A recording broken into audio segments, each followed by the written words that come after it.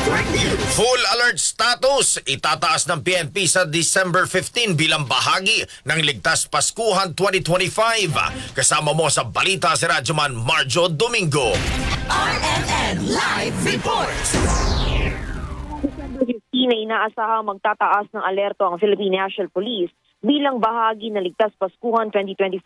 Kasabay nito ang pagsisimula ng tradisyonal na simbang gabi o Misa de Aguinaldo sa buong bansa. Ayon kay Acting PNP Chief Police Lieutenant General Jose Melencio Nartates Jr., tinatasan na nito ang mga police commanders sa pagpapaigting ng presensya sa mga key area upang maagapan ang posibleng krimen bago pa ito mangyari. Kaugnay nito, inaasahan na mag-deploy ang PNP na mahigit 70,000 na mga PNP personnel kasama ng mga auxiliary units assets para magbantay sa mga simbahan, pangunahing kalsada, terminals, malls, pasyalan at sa mga tinakdang fireworks zones. Dagdag pa na ahensya, maglalagay rin sila ng mga kapulisan sa mga tourist spots at bentahan na maputok.